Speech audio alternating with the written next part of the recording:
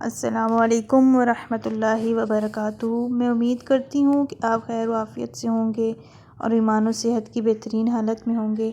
میں آپ کو خوش آمدید کہتی ہوں اپنے اس چینل میں۔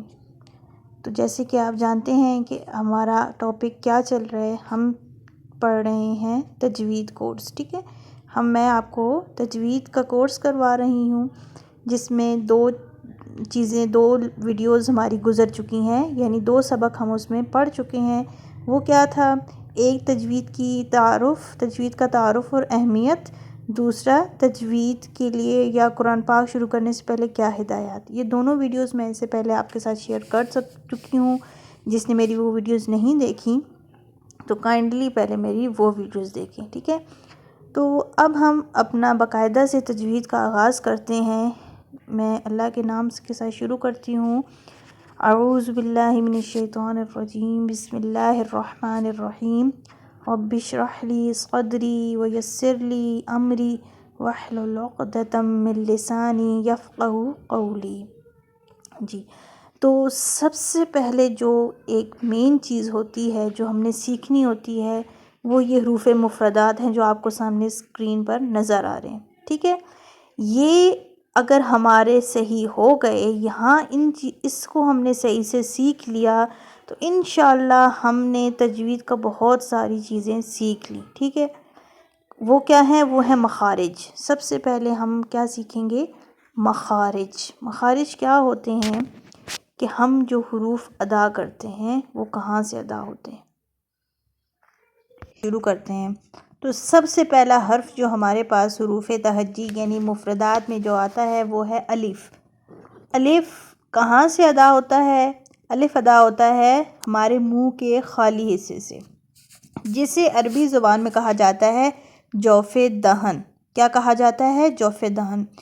تو ایک بات میں آپ سے کہنا چاہوں کہ سبق شروع کرنے سے پہلے یہ بھی کہ اگر آپ یہ چیز بھول جاتے ہیں تو آپ اپنے ساتھ ایک ڈائری رکھیں اور ڈائری پہ نوٹ کرتے جائیں کہ جو میں مخارج بتا رہی ہوں، یعنی الف کا مخرج میں نے بتایا جوف دہن یعنی منہ کا خالی حصہ، یعنی ہم جب الف ادا کرتے ہیں تو ہماری آواز رکتی نہیں ہے، ٹھیک ہے۔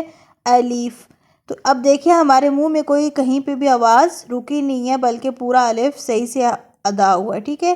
تو منہ کے خالی حصے کو عربی میں کہتے ہیں جوف دہن، جہاں سے ادا ہوتا ہے الف، ٹھیک ہے۔ اچھا، آگے ہے با۔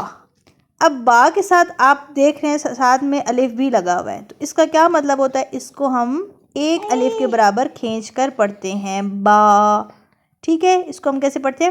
با۔ تا، آگے ہے تا، آگے کیا ہے؟ تا، پھر کیا ہے؟ سا۔ با کا مخرج کیا ہے؟ ہونٹ، یعنی ہمارے ہونٹوں سے ادا ہوگا با۔ اب دونوں ہونٹوں کو جب ملائیں گے تو تب ادا ہوگا با۔ با، جب آپ دونوں ہونٹ ملا کے پڑھیں گے تو صحیح سے ادائیگی ہوگی با کی، با، ٹھیک ہے۔ تا، اس کے بعد آ جاتا ہے تا۔ تا کا جو مخرج ہے، تا کے ساتھ 2 اور حروف بھی ہیں جو ایک ہی اسی مخرج سے تا کے ساتھ ادا ہوتے ہیں۔ وہ 2 حروف اور کون سے ہیں؟ دال اور طا۔ دال اور طا، تا، دال، طا، یہ تینوں ایک ہی مخرج سے ادا ہوتے ہیں، اور وہ مخرج کیا ہے؟ ہماری زبان کی جو نوک ہے وہ ثنایا علیہ۔ ثنایا علیہ کیا ہوتا ہے؟ ہمارے یہ جو سامنے نظر آنے والے 2 دانت، اوپر والے نظر آنے والے 2 دانت سامنے والے، ان کی جڑ سے جب زبان کی نوک لگتی ہے تو ادا ہوتا ہے تا۔ میں اس ویڈیو کے آخر میں پورے جو مخارج کا ایک چارٹ دے دوں گی جس میں آپ خود اندازہ کر لیں گے کہ تا کہاں سے ادا ہو رہا ہے، ٹھیک ہے۔ وہاں پہ بھی آپ کو رہنمائی مل جائے گی کہ تا ہم کیسے ادا کرتے ہیں۔ جب آپ زبان کی نوک کو ان اوپر والے سامنے کے 2 دانتوں کی جڑ کیا مطلب کہ ان کا اندرونی حصہ اندر والی سائڈ کے ساتھ مسوڑوں کے ساتھ لگاتے ہیں تو ادا ہوتا ہے تا، تا، ٹھیک ہے۔ اس کے بعد آ جاتی ہے سا۔ سا، سا بھی اسی طریقے سے سا کے ساتھ 2 اور حروف ہیں جو ادا ہوتے ہیں، وہ کون سے ہیں؟ زال اور ضا۔ سا، زال، ضا، یہ تینوں ایک ہی مخرج سے نکلتے ہیں۔ سا کا مخرج کیا ہے؟ وہی ہماری جو زبان کی نوک ہے، اوپر والے دو دانت، ان کو ہم کہتے ہیں ثنایا علیا، مطلب سامنے والے اوپر کے دو دانت ثنایا علیا کے کناروں سے لگے۔ کنارے کیا؟ یہ جو سامنے اس کے جو نیچے کنارے ہیں ان کے ساتھ جب آپ زبان کی نوک لگائیں گے تو ادا ہوگا سا سا۔ آپ اس کی مشق کریں اور اس چارٹ کے اندر بھی اس کو دیکھ لیں کہ ثنایا علیا اور اس کا کنارہ کون سا ہے، تو آپ کو مزید وضاحت ہو جائے گی۔ اگر آپ کو کوئی چیز سمجھ نہ بھی آ رہی ہو تو آپ مجھے کمنٹ باکس میں بتا سکتے ہیں کہ بھئی ہمیں یہ چیز سمجھ نہیں آئی، تو میں مزید اگلی ویڈیو میں اس کو ایکسپلین کر دوں گی، ٹھیک ہے؟ اپنی طرف سے میں پوری کوشش کرتی ہوں کہ میں زیادہ سے زیادہ ویڈیو میں ہی اس چیز کو ایکسپلین کر دوں، ٹھیک ہے؟ تو سا کا مخرج کیا کہاں سے ہے؟ زبان کی نوک سامنے والے دو دانتوں اوپر والے، ٹھیک ہے؟ یہ یاد رکھیے گا، اوپر والے سامنے کے دو دانتوں کے کنارے سے جب لگتا ہے تو ادا ہوتا ہے سا، ادا ہوتا ہے سا۔ اس کے بعد ہمارا اگلا مخرج آ جاتا ہے جیم۔ جیم، تو جیم کہاں سے ادا ہوتا ہے؟ ہماری جو زبان کا درمیان والا حصہ ہے، یہ جب اوپر تالو کے ساتھ لگتا ہے، ظاہری بات ہے ہمارا زبان کا درمیان والا حصہ جب اوپر تالو کے ساتھ جا کے لگتا ہے تو ادا ہوتا ہے جیم۔ جیم، آپ اس کو لگانے کی کوشش کریں اور اسی طرح اس کو ادائیگی کریں، تو وہاں سے کیسے ادا ہوگا؟ جیم۔ زبان کا درمیان جب اوپر تالو کے ساتھ لگے تو جیم ادا ہوتا ہے، اور اس کے ساتھ دو حروف اور بھی ہیں، یعنی شین اور یا۔ شین بھی اور یا بھی جیم کے ساتھ اسی مخرج سے ادا ہوتے ہیں، لیکن جب ہم دوبارہ ان حروف کو کریں گے تو میں ادھر پھر دوبارہ سے آپ کو ایکسپلین کر دوں گی تاکہ آپ کو مزید وضاحت ہو جائے، ٹھیک ہے؟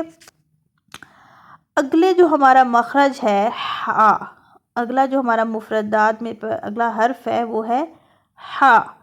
ہا کیا ہوتا ہے؟ ہا حروف حلقیہ میں سے ہے۔ حروف حلقی کسے کہتے ہیں؟ حروف حلقی وہ حروف ہوتے ہیں جو حلق سے ادا ہوتے ہیں۔ حروف حلقی وہ حروف ہوتے ہیں جو ہمارے حلق سے ادا ہوتے ہیں۔ حلق مطلب یہ جو ہمارا جو گلا ہوتا ہے، ٹھیک ہے؟ تو حروف حلقی کل 6 ہیں، ٹھیک ہے؟ حروف حلقی کل 6 ہیں، جن میں سے ایک ابھی ہمارے سامنے ہے، یعنی ہا۔ ہا، اب حلق جو ہے ہم نے اس کو مخارج کے اعتبار سے 3 حصوں میں تقسیم کیا ہوا ہے، ٹھیک ہے؟ پہلا حصہ اس کا کہلاتا ہے اقصی حلق، اقصا، الف قاف صاد الف، ٹھیک ہے؟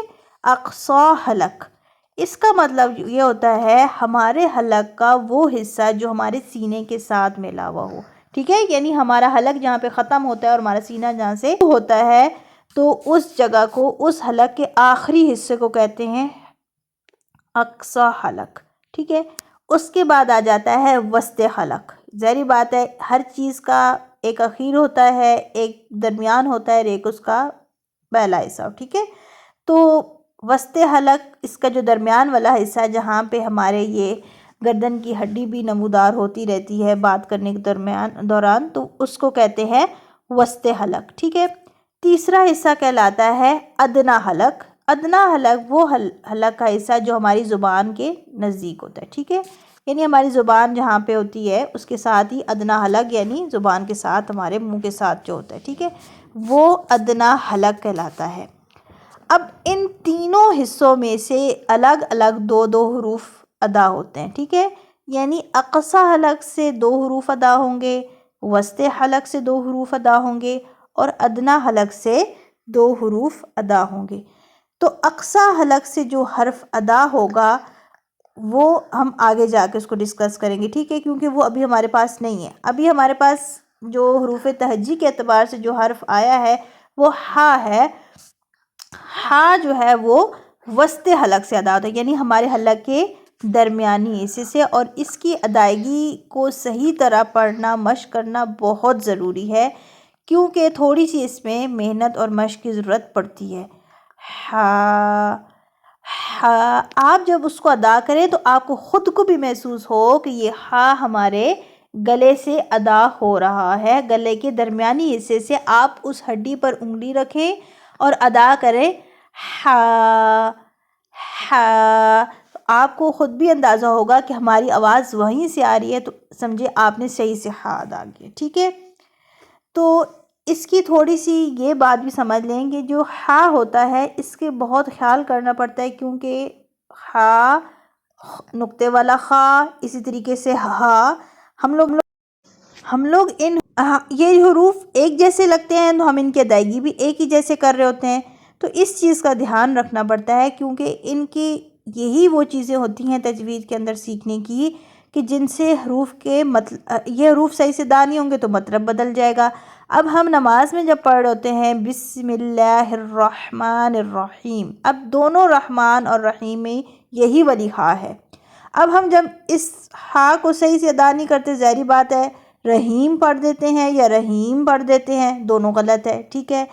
تو نماز میں یہ ساری چیزیں، اس چیز کے بھی دھیان رکھنا بہت ضروری ہے، کیونکہ نماز ہم نے 5 ٹائم پڑھنی ہوتی ہے، تو جب ہماری ہا کی ادائیگی صحیح سے ادا ہوگی تو ہماری نماز بھی صحیح ہوگی، نہیں تو یہ ہماری نماز کی غلطی ہے سب سے بڑی کہ ہمیں ہا کی ادائیگی آتی نہیں ہے اور ہم اس کو غلط پڑھ رہے ہیں، بلکہ اور بھی جتنے حروف ہیں ہم ان کی ادائیگی صحیح سے نہیں کر رہے ہوتے، ٹھیک ہے۔ تو نماز میں اس چیز کا خیال بہت ضروری ہے کہ آپ الحمد، جیسے ہم بسم اللہ الرحمن الرحیم، تو نماز میں بھی اس چیز کا خیال رکھنا بہت ضروری ہے۔ آج کے لیے ہم یہیں تک سبق کو روک دیتے ہیں، کیونکہ ایک ہی ویڈیو میں اگر میں تمام مخارج کو تفصیل کے ساتھ بتاؤں تو وہ بہت لمبی ویڈیو ہو جائے گی، ٹھیک ہے۔ یعنی ہم ایک ایک لائن کوشش کریں گے کہ ایک ایک لائن ایک ایک ویڈیو میں کمپلیٹ کر سکیں، ٹھیک ہے۔ اور آپ اپنی ایک ڈائری ساتھ میں لازمی بنا لیں جس پر آپ اپنی یہ چیزیں لکھتے جائیں، ٹھیک ہے۔ اس کے علاوہ کوئی بھی سوال آپ نے سبق کے متعلق پوچھنا ہو یا جو بھی چیز آپ نے ڈسکس کرنی ہو یا جو بھی آپ چاہتے ہیں کہ آئندہ میں وہ چیز آپ کو سکھاؤں، آپ ضرور مجھے کمنٹ باکس میں بتائیں اور اپنی دعا میں مجھے یاد رکھیں۔ اللہ حافظ۔